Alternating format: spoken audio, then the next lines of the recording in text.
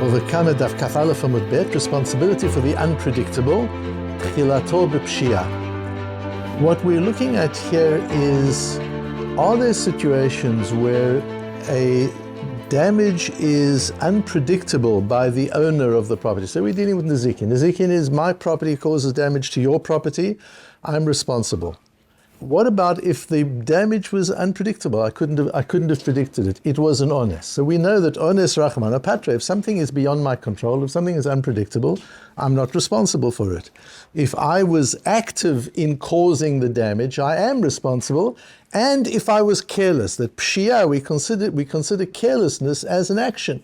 And therefore if I was careless as well. But what I want to look at is an unusual situation. For example, I rent a car.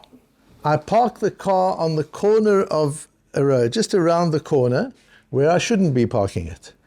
And it's parked in such a way that if somebody comes around the corner, they won't see my car. By the time they see my car, they won't be able to stop. So I've parked in a dangerous place. I get out of my car, leave it parked there, and somebody crashes into it. But not the way I thought might happen, not because they came around the corner. They came from the other direction. They could see quite clearly their car just went out of control. They lost control of their car and they hit my car. So it had nothing to do with my being parked on the corner. That's called the תחילתו בפשיעה וסופו באונס. I started off doing something careless and wrong, but that wasn't the cause of the damage. The damage was caused by something else altogether.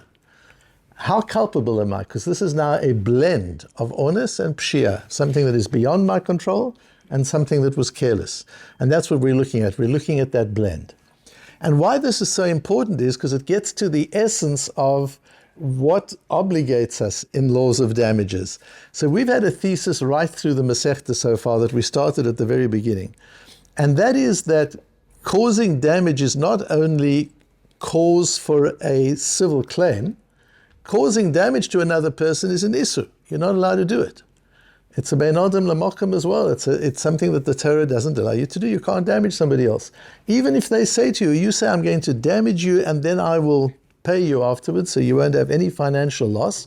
You're not allowed to do that. Damaging other people, being a mazik. We're not allowed to be mazikim. It's a character trait. It's an activity that a Jew is not allowed to be engaged in. Destructive activity is not something we're allowed to be engaged in. And pshia is the same thing. To be careless with my property in such a way that it could cause damage, I'm also not allowed to do that.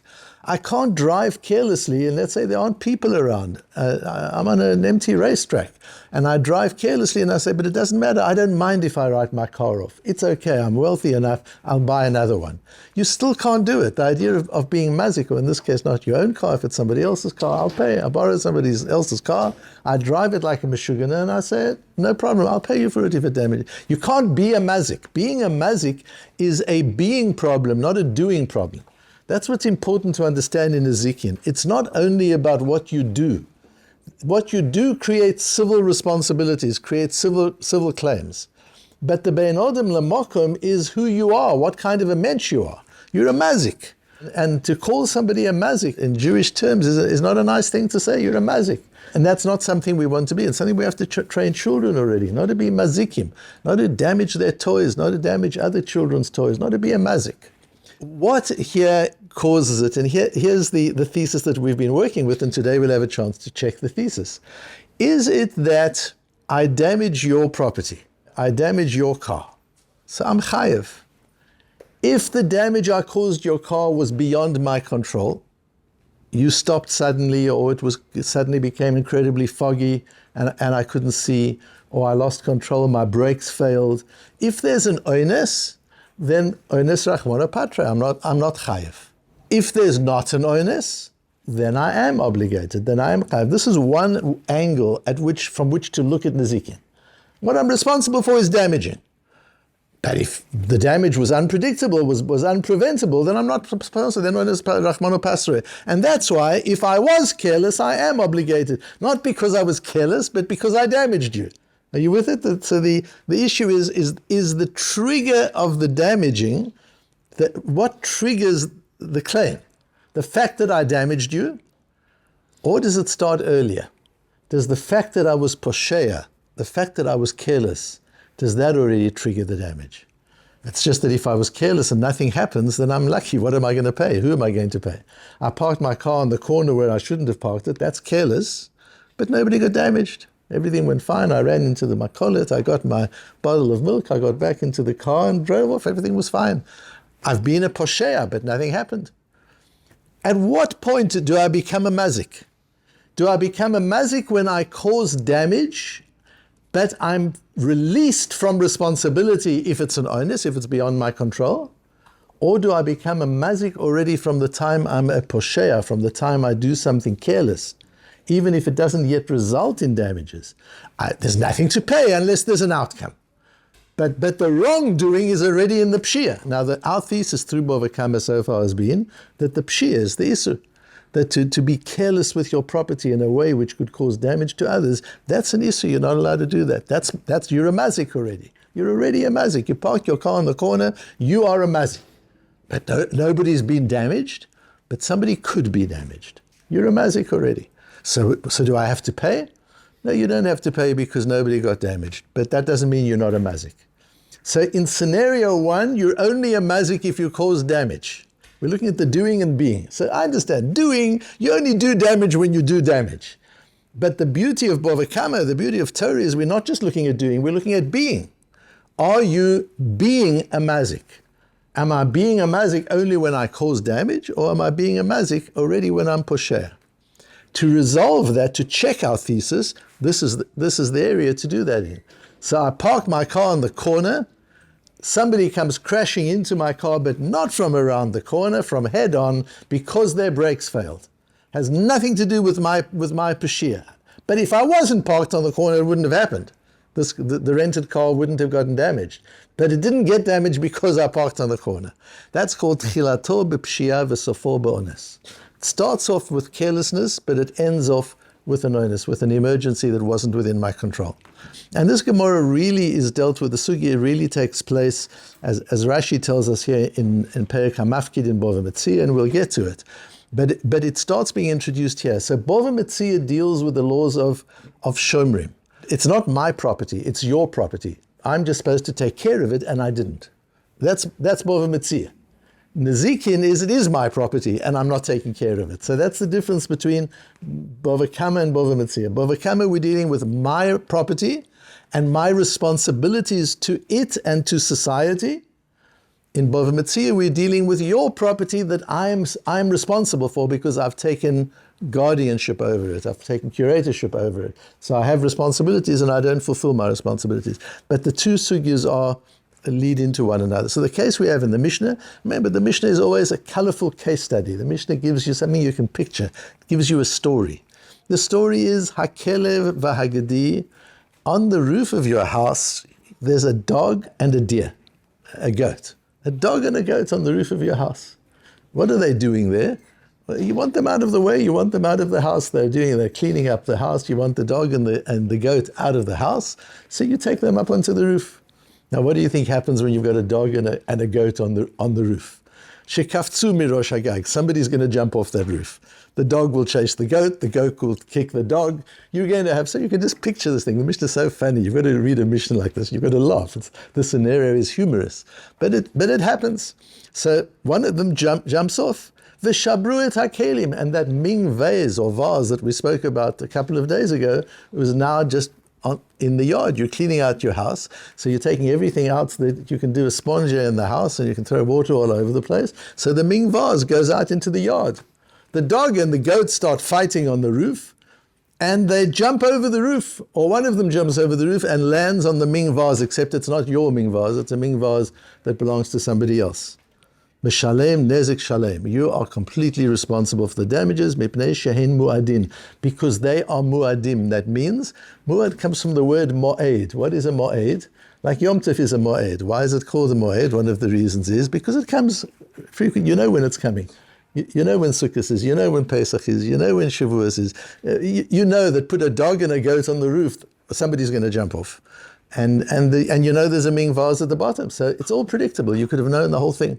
That's the scenario of the Gemara, of the Mishnah. Says the Gemara, Taimed de kafzu. Interesting, says the Gemara. They talk about a case where they jump. But what happens if they're chasing each other and there's no jump? They just fall over. They're too close to the edge. And the dog barks and the goat gets a fright and falls over the edge. Potter, then you would be potter. Why? Alma kasova, you can see from this, tchilато b'pshia v'sofo ba'ones patur. That if you start off with carelessness and you end with an onus, with an emergency beyond your control, you are patur, you're free from damages. How does that work here? I put my goat and my dog on the roof. Should I have done so? No. Why not? They could jump off. Not fall off. The animals don't fall. They've got a sense of height. That's not going to be the issue.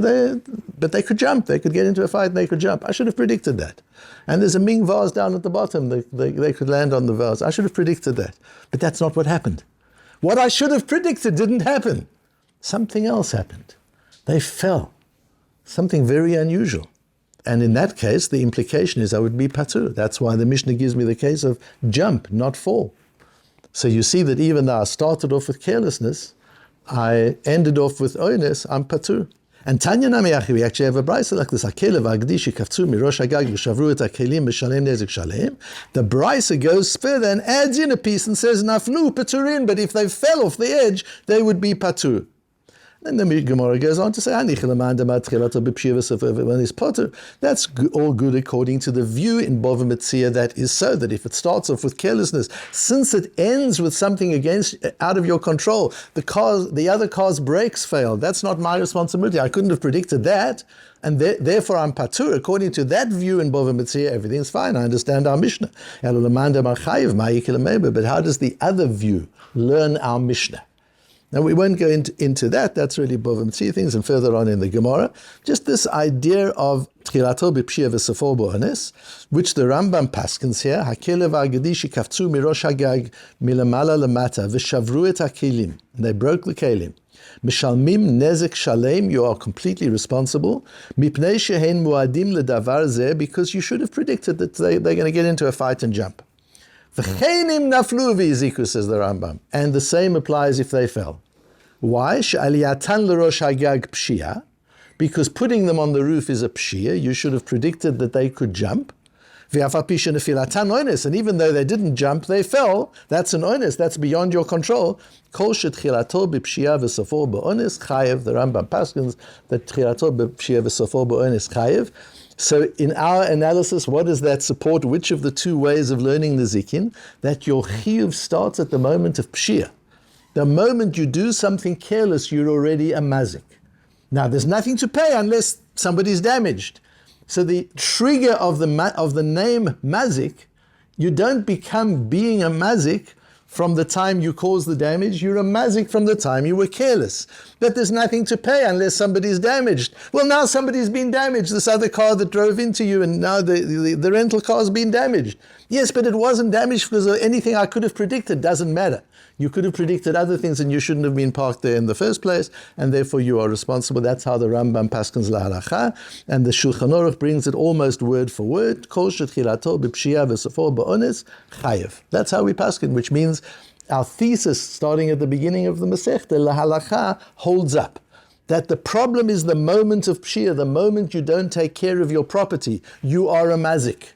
Whether or not it causes damage. It's just we can't claim money from you unless it causes damage. But you are a mazik already. There's an ethical lapsing. You're doing something which is principally wrong, even if nobody suffers consequence. You can't be a posher with your property.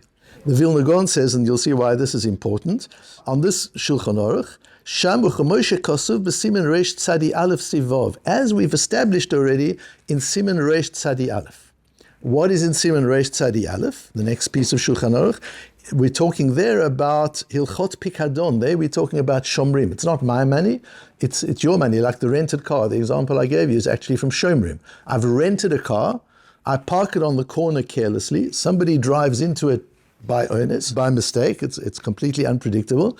I am obligated to the rental car agency for the car, because Tchilato b'pshia, I can't claim it was onus. How was I to do? This wasn't my problem. No, but you parked where you shouldn't have parked. So I say, so give me a ticket for parking where I shouldn't have parked. But it has nothing to do with the damage. No, tchilato b'pshia v'sofo ba'ones you are chayev. The Shulchan Aruch says the two sugyas are connected. And if we look at that Shulchan Aruch in Reish Tzadi Aleph, the Shulchan Aruch adds a few words that are important. Not just kol shetchilato b'pshia v'sofo bo'ones chayev, as he says here, but chashiv poshea v'chayev l'shalem. Look at those words in the Shulchan Aruch. Because you are considered a poshea and you're obligated to pay. So what are you paying for? For being a poshea. That's what's important in that Shulchan Aruch, and that's why you've got to look up when you're learning our Shulchan Aruch in Shin Tzadi, in Siman Shin Tzadi, in 390, you've got to look back at chapter 291, it's Reish Tzadi Aleph, where the Vilna Gaon refers you. Because if you just look at the difference in wording there, it's very important. Chashiv poshea v'chayav l'shalem. In that statement, you've got the essence of the chiyuv tashlumin in nezikin. You've got the essence of why you're obligated to pay in nezikin. It's not like any other legal system. In any other legal system, you're obligated to pay because you caused a loss to the other person. No, with us, you're obligated to pay because you were a poshea, because you didn't do what you were obligated to do as a human being, as a mensch. And yes, if nobody got damaged, there wouldn't have been a payment, but somebody did get damaged. But they got damaged by onus, doesn't matter. You're a poshea. If you're a poshea, you become responsible. And says the Sma there also in Reish Tzadi Aleph, דהיינו דווקא כשנוכל לתלות ולומר אם לא הייתה הפשיעה מתחילה לא הווה נעשה האונס. The onus and the pshia have to be correlated. They can't be completely not related to one another. I've got to be able to say if my car wasn't parked on the corner, it wouldn't have gotten damaged. It wasn't because I parked it there that it got damaged, but if I wouldn't have parked it there, it wouldn't have got damaged. That amount of correlation there has to be. It would be like if somebody drops an atom bomb onto the city and the car and everybody else's car blows up, that's not a tchilata b'pshia v'sofo bo'ones, because that has nothing to do at all with my parking in that spot. Even if I would have parked somewhere else, it would have happened. But if I parked on that corner and you drive into me because your brakes fail, that's tchilata b'pshia v'sofo bo'ones. There's enough correlation. V'az av she'atzliya b'ha'ones hu inyan rachok, a very important sma, where the Sma says, even though the correlation is a distant correlation, it doesn't matter as long as there's a correlation. Talinan bo v'chayav. We correlate it, and you become obligated, because what I'm obligating you for is not for the nezek, I'm obligating you for the peshiah. And here we have, as I say, firstly we see the continuation of our thesis through Bava Kamma, starting at the beginning and taking it right through, and central to that thesis is that you're dealing with the Bein Odom, the Mokum, the Bein Odom, the Chaveru simultaneously. You're dealing with the ethics of Nezikin and the legality of Nezikin simultaneously. They both go hand in hand. The legality is, I didn't cause the damage. Your brakes failed. You should have had your brakes checked up. It was not. That has nothing to do with me. The ethics of it is, I managed the car in a way that was not responsible. Being responsible, acting responsibly is an ethical responsibility, whether or not it causes damage. The fact that by being irresponsible, you might cause damage already makes us a mazik. And one has to be careful in that.